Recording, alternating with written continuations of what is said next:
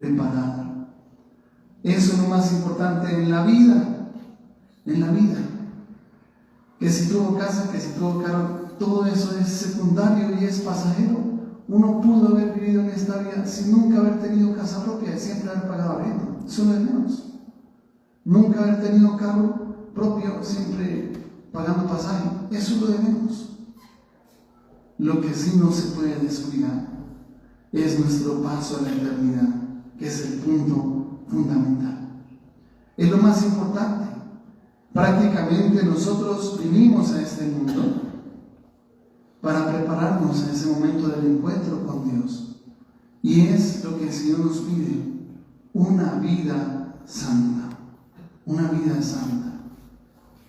Y ese regalo que recibió nuestra hermana Ana Julia, poderse preparar, tanto en la vida sacramental.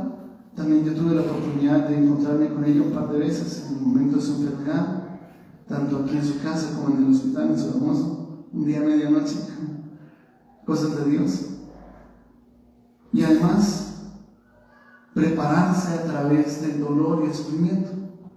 La Sagrada Escritura nos dice en el libro de Job que así como el oro se purifica en el crisol, y el crisol es un horno a altísima temperatura hasta que el oro se funde, queda en estado líquido, pero ahí encima quedan flotando esas manchitas negras, que la escoria, que es la ganga, se quita y queda puro, y cualquier prenda que se haga con ese oro queda muy bien.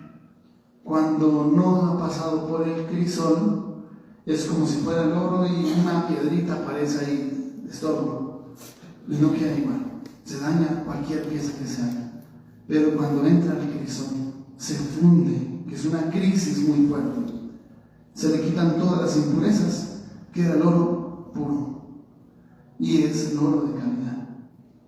Pues así como el oro se purifica en el crisol, el hombre se purifica en el sufrimiento. Y ese es un regalo de Dios. Muchas veces cuando nosotros somos visitados por la enfermedad, peleamos con Dios. Y es una de las etapas precisamente del duelo, del rechazo, de no aceptación, de negación, más aún como de rebeldía contra Dios y decirle, pero ¿por qué, Señor? ¿Por qué a mí? ¿Por qué me castiga? Y en muchas ocasiones peleamos con Dios. ¿Y de qué manera? Y a veces hasta nos alejamos de Dios y ya no vamos al templo como castigando a Dios por algo, pero no es el camino. Dios conoce qué es lo mejor para uno. Él sí sabe qué es lo mejor para uno. No lo que uno piensa que es lo mejor para uno, sino lo que Dios sabe que es lo mejor para uno. Y por eso cuando Él permite en nuestra vida que nos visite el dolor, el sufrimiento, la enfermedad, siempre es para bien. Romanos 8:28 nos va a decir, todo lo que sucede es para bien de los que aman a Dios. Todo. Y todo es todo. Porque tenemos pánico a muchas noticias, como que nos digan eso.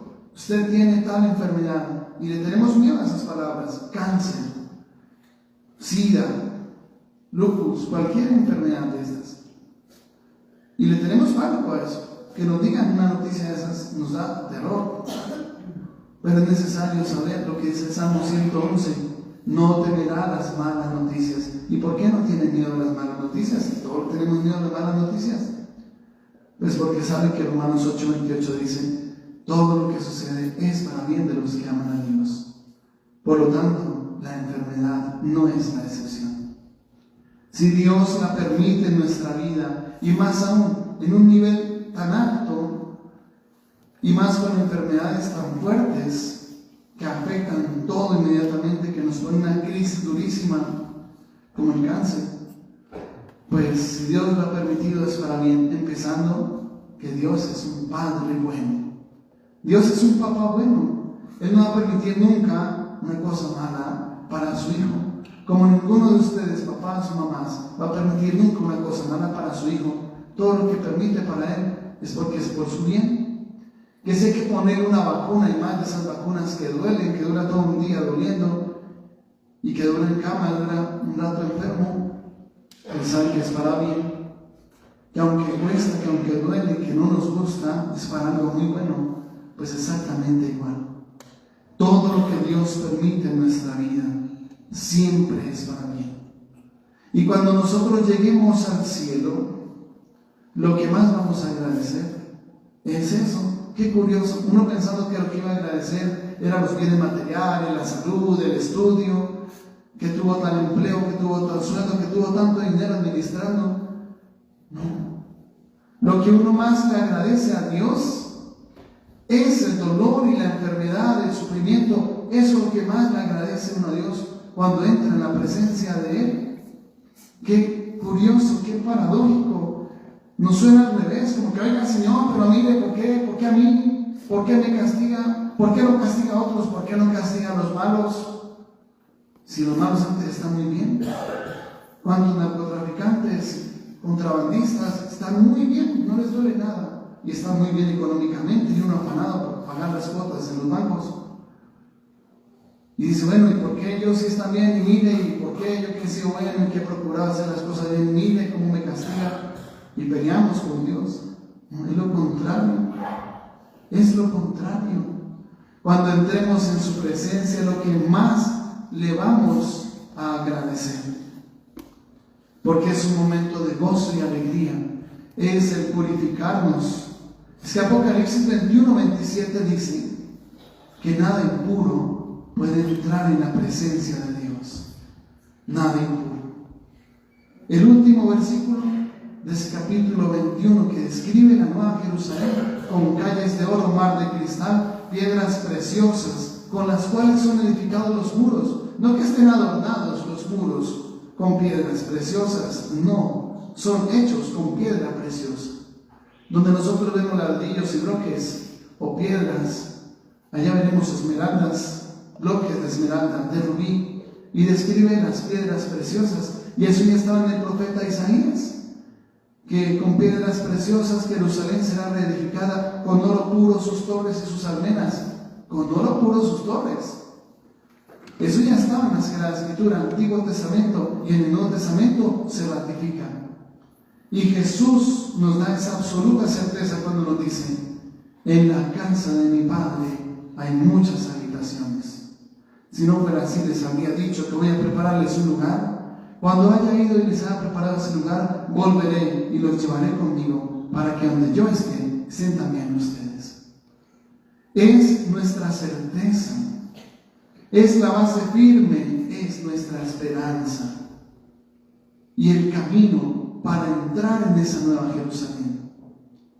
Es la santidad, es vivir en perfecta gracia de Dios, es vivir sin pecado, es purificarse. Cuando uno entra en esa situación de pecado, se acostumbra al pecado, lleva años en pecado, pone en riesgo su misma salvación. Y no vale la pena. Por un ratico de placer que se acaba, se va volando. No podemos arriesgar toda nuestra eternidad. No puede ser. Todo lo contrario. Nuestra gran prioridad en la vida, más que el dinero, que pareciera lo único importante en este mundo, cuando no lo es, porque nos morimos y aquí se queda. No nos llama nada. Nuestra prioridad, más que el dinero, aunque nos dé beneficios y placeres, poder. Nuestra prioridad tiene que ser el cielo, tiene que ser la salvación. Y por eso no podemos poner en riesgo nuestra salvación nunca. No que entró a vivir con una persona casada, separada, no, porque no sabemos si en 15 minutos estamos vivos. No que es que vive en unión marital, de hecho, que el diablo llama unión libre para que se crea que el matrimonio es lo contrario a la libertad, y es lo contrario. San Juan 8:32 dice: conocerán la verdad los hará libres. Y en el verso 34 dice: porque todo el que comete pecado es esclavo. Entonces, ¿está en unión libre? ¿Cómo está en unión libre? No, diga la verdad, en la esclavitud de Satanás, en eso. Libre no es para nada. Aunque no sienta una argolla en su mano, cree que está como muy libre para irse. No, tiene que darle cuentas a Dios de sus hijos. Cuentas estrictas y exactas. Eso no es que los dejó botados allá que se la arreglen. Todo lo contrario, tiene que dar cuentas a Dios de cada uno de sus hijos. Casi que el juicio de un papá es poner ahí frente a sus hijos y decir, aquí están mis hijos, ellos son. Pero si ni siquiera los conocen, pues ¿cómo? Dar cuentas a Dios es delicado. Y ese momento de dar cuentas a Dios es decisivo. Ahí se define toda la eternidad. Toda, absolutamente toda la eternidad. No se trata de que nos pillen o no nos pillen. No se trata de que hay una cámara de seguridad que está registrando todo. No, aquí en el mundo podemos engañar. Aquí nos ponemos una capucha negra y nadie nos pilla y nos ponemos guantes para tapar las huellas dactilares y nadie se da cuenta. Pero ante Dios no. Dios todo lo ve, todo lo oye y todo lo sabe. Y hoy es el día para que nosotros miremos cómo estamos hoy en nuestro camino hacia Dios. Si hubiéramos muerto hoy a las 2 de la madrugada, piense si está en gracia de Dios, si al momento de morir le hubiera ido bien, que hubiera sido un hombre de éxito, una mujer de éxito por toda la eternidad, o que al llegar la muerte hoy y llegó de sorpresa, usted no se imagina que iba a morir hoy y resulta que no está en gracia de Dios y años han pasado así en pecado. Eso sí sería una gran desgracia y el mayor fracaso eterno, que es el tema delicado, que es eterno. Pero cuando nosotros estamos bien preparados, es un momento de alegría. Y por eso les decía que es un día con sabor agridulce. Por un lado la tristeza de la partida de un ser querido, pero por el otro lado la alegría más grande. La alegría más grande. Y quienes conocieron a nuestra hermana Ana Julia cuando tenía sus 30 años, recuerden así. Porque así es como está en este momento. Así es como la encontraremos cuando lleguemos a la eternidad. No con canas, con achaques, no. Perfecta juventud, perfecta belleza, perfecta salud, en plenitud y en comunión plena con Dios. Es así como la tenemos que recordar, porque así la vamos a encontrar en el momento de partir a la eternidad. Bueno, ¿y cómo alcanzó esa gloria? ¿Cómo alcanzó ese gozo? Fue la enfermedad. Esa enfermedad que tanto rechazamos y que peleamos con Dios por ella es clave en nuestra salvación. Y es el día para que con las lágrimas en los ojos nos llenemos de alegría en el corazón, porque ella está muy bien. Pues ya estaba sufriendo mucho aquí en este mundo. En ese momento no sabe lo que es el dolor ni el sufrimiento. En cambio, muchos que aquí pasaron muy bien, como el rico Pulón, después solamente sufriendo toda una eternidad, no vale la pena. Eso es lo que tenemos que revisar muy bien. Más bien lo contrario, preferible pasar como Lázaro en este mundo, pasar necesidades, la enfermedad, el sufrimiento, pero después toda una eternidad junto a Dios, donde nada nos separará de su amor, nada ni nadie nos podrá separar de su amor. Como decía este texto, Romanos 8, nada nos separará, pues que sea nuestra prioridad hoy, con esa alegría en el corazón, poder empezar un camino nuevo, un camino de una sincera conversión, porque nuestros seres queridos nos esperan. No podemos quedarnos por fuera, no podemos quedarnos por fuera. Luchemos por entrar en un camino de conversión. Yo sé que a muchos no les gusta esto, que uno diga esto, pero es lo que más vamos a agradecer cuando lleguemos allá. Si escuchamos esas palabras que Él nos dice, si entramos en ese camino y ponemos nuestra mirada en Dios, todo lo demás vendrá por añadidura. Que nuestra Madre del Cielo nos ayude a prepararnos con todo el corazón y a mantenernos firmes en ese camino que Dios nos ha presentado. Así sea.